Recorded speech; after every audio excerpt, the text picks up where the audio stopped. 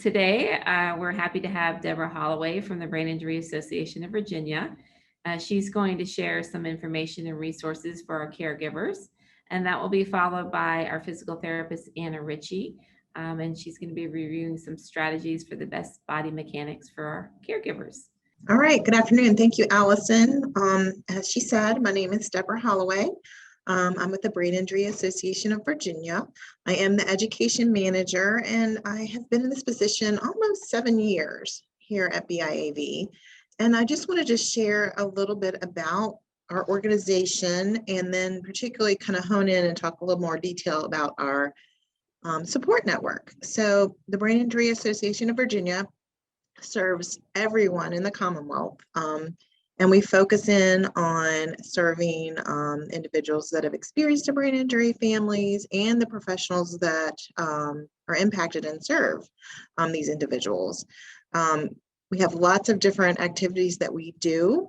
I'm going to go over them in a little bit more detail in just a minute, but I encourage you to take a few minutes and do a little strolling through our website. It's listed there, BIAV.net, and that's NET. Lots and lots of resources on our website. It's a great place to kind of figure out what your questions are. Sometimes that's the challenge. So just to give you a broad overview, we help individuals and families. We do consultations. This is free. All our services are free as far as the consultation services. Kind of help people with challenges once they get home, might have some different questions, get referred to new resources in your community.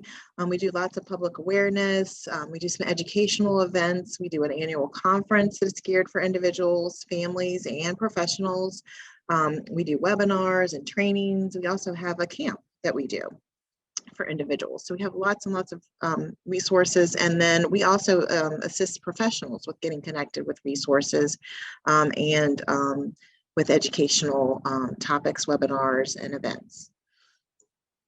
So those are just some things. I did want to just kind of hone in a little bit on the support network, because that is what I wanted to focus on. And the support network is basically just a description of some of our services and supports that really focuses in, obviously, supporting individuals and family members once they transition home and in their community. And we really try to focus on what it just says there, relationships, finding support in each other, and getting connected with other people that have had similar journeys to yours, which is very, the feedback we receive from families is that's just really a really meaningful experience for them to be able to connect with others that have or are going through similar situations.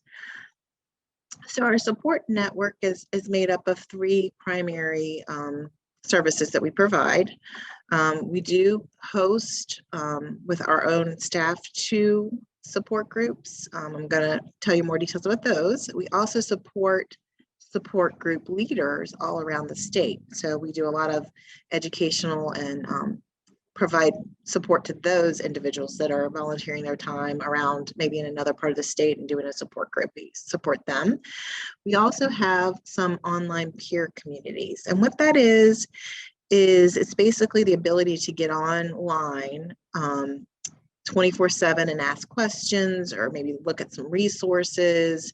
And we use the platform called Mighty Networks. So the way I like to describe it is it's similar to kind of like a Facebook group, but this is hosted with this different Mighty Networks platform, and it is secure. It's invite only, and it's just this online space where people can ask questions, discuss topics, exchange ideas. So we currently have 2. We have a professional peer community. We have support group leaders that get together and have a peer community, and we have a caregiver, families and caregivers peer community. We're working on trying to get more something similar for individuals that have experienced a brain injury to have a similar type platform. We also host bi-monthly social events. Of course, a lot of these things derived out of us being stuck at home and quarantined, and we found a lot of these things have been really positive activities for individuals. So these social events at this point in time are all virtual, but we do some great game nights, wellness series, music therapy, they're just kind of fun, hour-long get-togethers. It gives you an opportunity to get to know people and have some fun and just focus on wellness. So those are the three main components of our support network here at BIAV that I wanted to share with you. As I mentioned earlier, we do host or facilitate is the correct term, 2 support groups. We have a caregiver one that takes place that's specifically for family caregivers. It's monthly. It's the first Wednesday of the month at 6 p.m. And these started virtually and will continue to be virtually because we have participants from all over the state. We also have one that has been meeting for many, many years. For individuals living with brain injury, and family and friends are also included in that one. And a coworker facilitates that group, Christine, and that group meets on the 3rd Monday of every month at 6:30. It's currently virtual. Our goal obviously is to have it be available for those individuals to be able to come back and see each other in person, and have the virtual component because it's grown. So those are 2 support groups that just really I want to just share with you that we directly facilitate. Really quick, some really benefits. What we hear from individuals and family members is that they just feel like a support group can be really helpful, and it can be helpful for different people at different points in their recovery. We have people that attend the support group for a while and then they may drop off and maybe something's going on, they come back, or, then of course we have people that have been coming for years and years and years. So it brings the support is different for everybody, but we find that people give us the feedback that this is just really a great platform for them to feel supported, to feel understood, to be with people that are going through similar situations they are. Those tend to be the really key things that people bring up when they talk about support groups. And I think some people really want to give back. Is another reason why they get to the point where they want to give back to others, and being part of a support group and being able to tell an individual that might be struggling with something you struggled with a couple of years ago and be able to provide them, yeah, I went through this and this is where we are and this is the things we did that were helpful. Being able to provide that information to others is very a positive experience for individuals also. So support groups. So I talked a little bit already about peer communities, and I thought I'd talk a little bit more. We have the family caregiver peer community. And it's a great growing, it's been launched since May, online community where you can just ask a question, post something interesting you may find. I post on a regular basis about just things that are going on here at the Brain Injury Association of Virginia, maybe some other opportunities that are geared more specifically to family members. And it's really meant to be a safe place for families, a safe place for them to communicate, ask questions to people that understand that maybe you're not into or comfortable with attending a live support group virtually. This is another way you can get some of those same benefits through this peer community. You can chat with individuals, so it's a really neat platform. And it's very easy to use. I think sometimes people get a little overwhelmed with technology, but you simply receive an invitation and you get signed up, and it's just like a landing page where you can scroll and read through some of the posts. And then I talked a little bit about events, and this is going in a little bit more detail, some of the things we've done. Game nights are very popular. We've had some fun online games, trivia. We also do the wellness series, music therapy, art therapy, journaling. Really, the focus of these events is to have fun and be social and support one another and get to know each other. So it's not really any other reason to get together, just to improve social isolation. So many people are struggling with that still. So it just is a great way to connect with people and get to know them through our social events. And let's see, the last thing I just wanted to share, facilitating family support group. These are just some tips that I keep hearing over and over again. I just wanted to share with family members. This is kind of a new journey for them. Things are changing. They might just be transitioning home. Just the ability to accept help from others. It's a difficult thing to do, but it really can make a difference, and it's okay to take help. It's okay not to be okay. to be able to forgive yourself if you're feeling any kind of guilt or concern about you can't do everything. And to take care of yourself, to take those breaks and practice those self-care tips. And, things might change. You might have to maybe change some of the things you're used to doing, but there's new things out there that might be something just really exciting and that your family might be able to embrace moving forward. So those were just some fun tips I just thought I'd share with, particularly geared towards family members. Lastly, there's my email address, Debra@BIAV.net. And thank you, Allison, so much for giving me this opportunity to share our resources with the group. And I appreciate that. And I don't know, you mentioned the questions. If anyone had questions, or if you want to wait till after the next presentation, whatever. Yes, are there any questions for Debra? Thank you so much, Debra. Absolutely. It's great information, and I think it would be really helpful for us to figure out how we can connect our caregivers here. I know they're starting a new kind of family education program here at SAI for our families, and I need to make sure that we get this information to the families then, so they can have that opportunity to connect with you sooner, or to use the peer community, which I think is fantastic.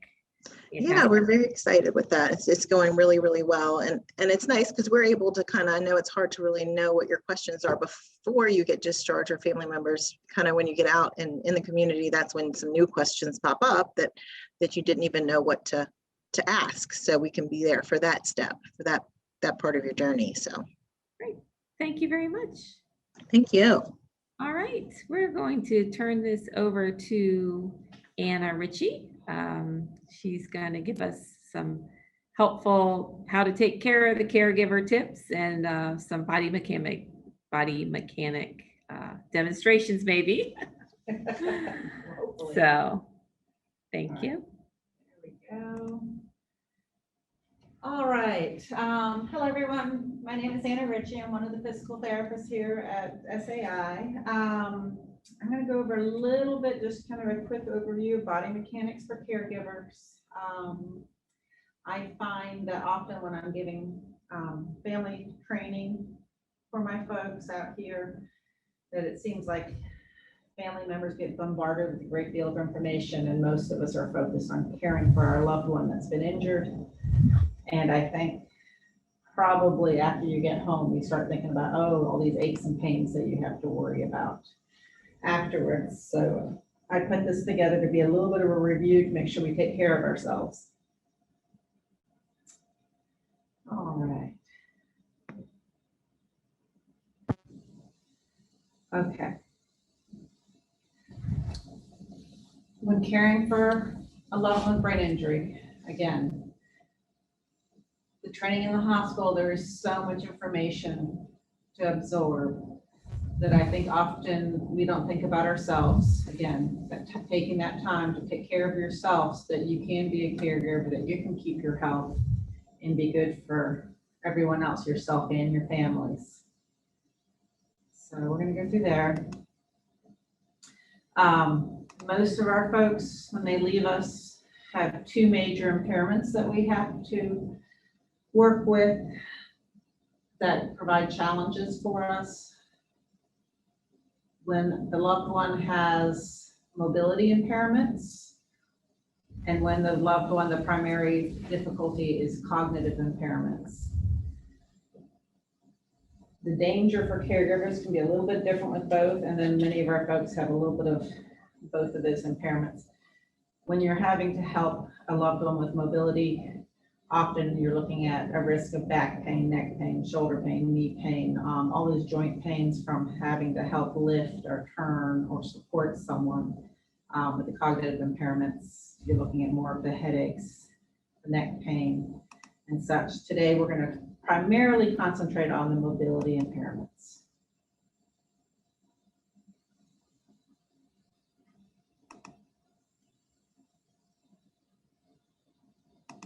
Okay.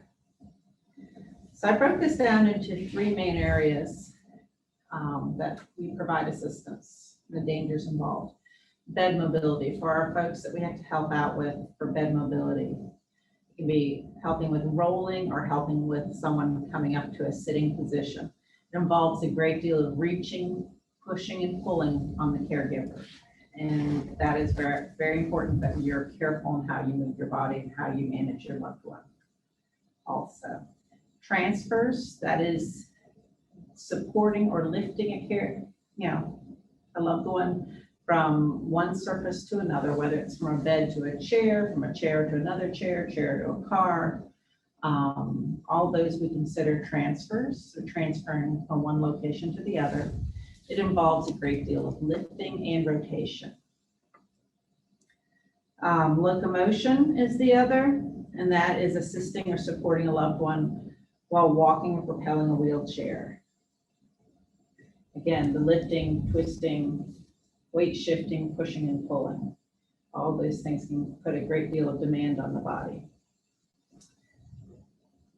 So Body Mechanics 101, quick review. The safest region for lifting is between the knees and elbows. You want to think about having a neutral spine, avoiding twisting your spine, keeping your feet apart for a deep base of support. Pivot with your feet rather than twisting your spine, which is often one of the harder things to do when you're more worried about your loved one than yourself during an action. Lifting with your legs and bending at your hips and knees, and keeping the individual close. There really is no such thing as personal space when you're working with individuals with brain injury. You have to get in close to protect them and protect yourself. Allow your loved one to help as much as possible and try to avoid pulling with your arms. These are all things that are really important. With bed mobility, again, you want to stay focused on that straight back, bent knees, abdominal bracing. If you have an adjustable bed, try to have it as close to your waist height as possible to make it easier for you to care for your loved one. You want to be as close to your loved one as possible. If they are on the other side of the bed and are far reach from you, even consider putting your knee on the bed to help give you better support rather than pulling on your back. Keep your feet apart and shift your weight with body movements instead of just twisting your back. When rolling, positioning your loved one's arms and legs to make it easier to roll using their body weight and their positioning to help with the rolling. If possible, always try to bring your loved one towards you rather than pushing them away for helping them roll. Draw sheets are wonderful. They help you with being able to position someone. When coming up to sitting, again, you always want them rolled towards you, the side that you're of the bed that you're on. You want to keep their body close to yourself. You want to keep one hand under their knees, the other one lays behind their back. Again, the motion is more of a sideways motion, a weight shifting motion. So the lifting is primarily from your weight shift with your legs and less twisting from your back. A few moments here, I might try to demonstrate that.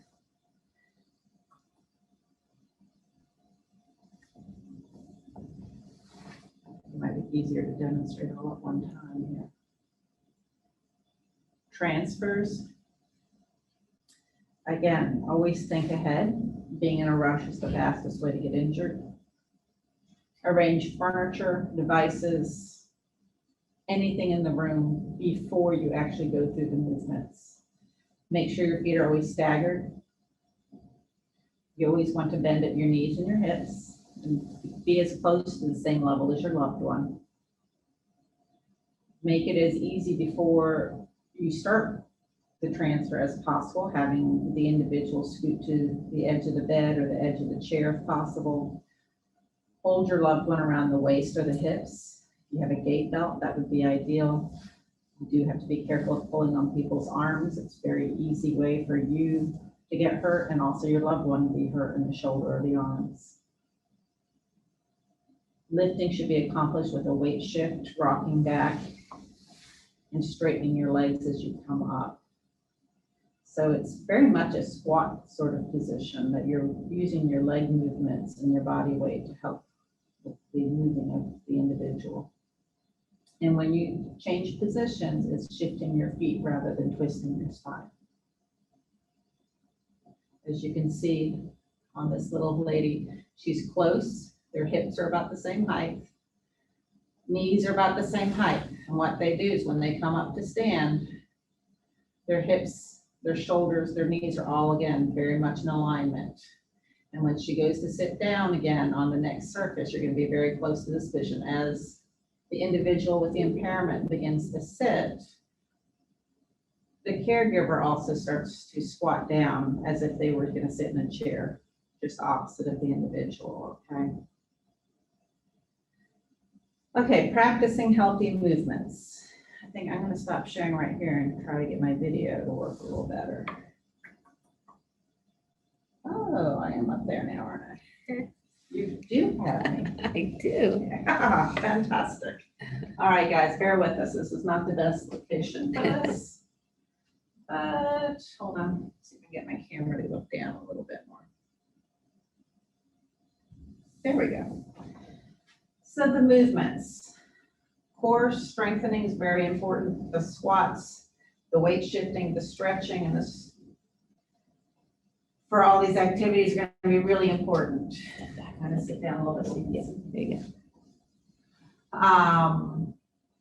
If you practice these motions before doing the transfers, before doing the rolling, the bed mobility, it's going to make it more natural when you're actually doing the assistance. Again, when you're helping your loved one, you're focused on them. You don't tend to think about what you're doing. So sort of getting the feel of what's comfortable for you before you have your hands on someone is very important. So some of the activities can be, again, always trying to have a neutral spine. You don't want to have your back overly arched when you're having to help someone. At the same time, often you reach around someone, you have this very curved back. That sets you up for an injury at your back. You want to try to keep a little bit of a curve, brace your abdominals. Anytime, whether you're rolling, moving, helping lift, you want to try to keep what we call a neutral spine, okay? As fairly straight as possible, not overly curved one direction or the other, okay? Some of the best things you can work on are squats, bending at the hips, and then at the knees. You can do it at hip width apart, or you can take your legs wider. It may sound silly, it's very important to get in the habit, okay? Squats and then doing weight shifts while you're in the squat. So bending at the knees, back a little bit, you can see a little bit more. Bending at the knees and shifting. Okay. If you need to slide someone up in bed, you start, you squat, you have that neutral spine. You can have your hands on that individual on the bed on a draw sheet or even under their shoulder blade, under their leg. And when you move it, you don't want to be pulling with your back, pulling with your arms, hurting your shoulders and arms. You want to be shifting your weight through your legs from one side to the other so that your upper body really doesn't move a whole lot. You want these large muscles doing most of the work, okay? Weight shifting is good. Again, then we have transfers. So if we had a chair, let's see, I think you can see the chair in this video. There we go. Okay. If I was bringing someone from this chair to that chair, right, we'd want our feet a little wider apart. You would get down low. Again, if their seat is this high, you want to get yourself as close to that height as possible. Okay, you would be helping them. When you brought them up, you would be bringing each other close together. When you turn, you want to be moving your feet, right? And then when you bring them down, again, don't let that back hunch over. You want to squat all the way down as if you're sitting in an imaginary chair right in front of them, okay? So often we get there, whew, we made it. We just kind of do this motion. Before long, your back's killing you. So again, we were coming from here, we get down low, we have that loved one close, we love them, we got to keep them close. We shift our feet rather than our spine. We bring them down, we come down low, get them there safely. Okay.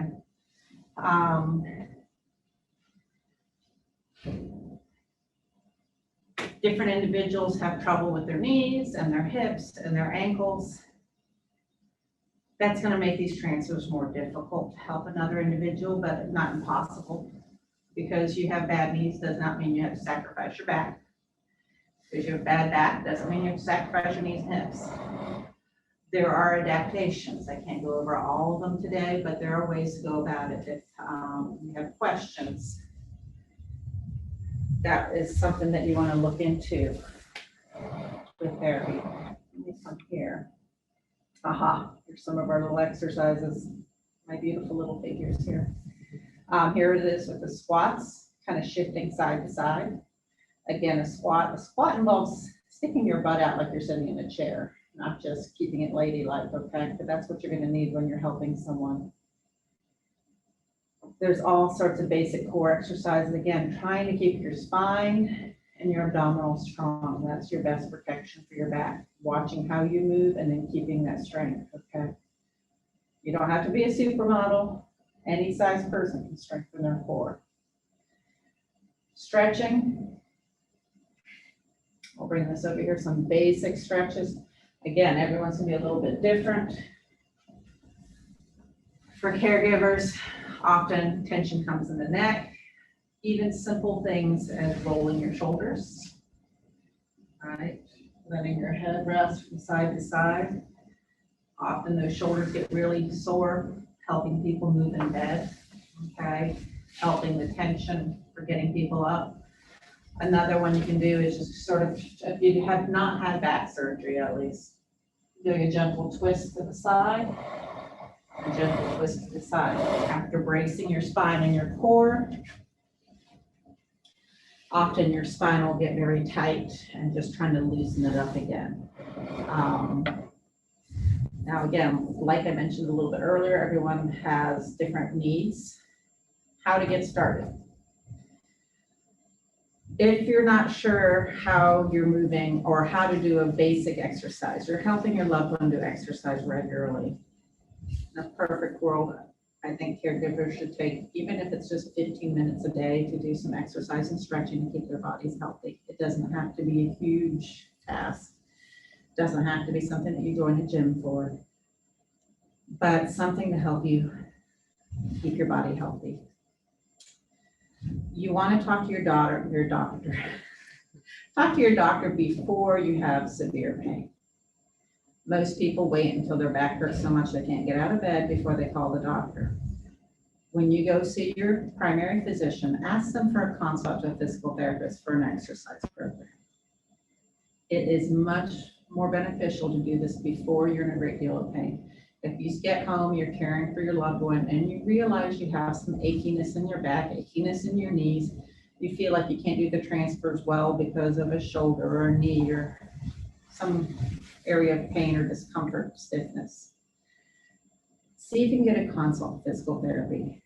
A therapist can look at what your history is specifically, what you're able to move well, what is more difficult, and set up a program of how to strengthen those muscles, how to strengthen those joints, and maybe an alternative way of helping care for your loved one. Whether it's changing the way you do your transfers, changing the way you help them with bed mobility, so that you can protect your body also. And honestly, it shouldn't take more than maybe 2 to 4 visits, just enough to get you started, because when it comes down to it, it's what you do day to day that's going to help you stay strong and help you protect your body. But especially for individuals that have a medical history, getting some one-on-one advice of how to exercise and how to do those movements specifically to their needs is very beneficial to keep yourself healthy. We don't want to ever get to the point where then a caregiver gets hurt. A caregiver is in a position where they're going to need help too, because they weren't able to take care of themselves.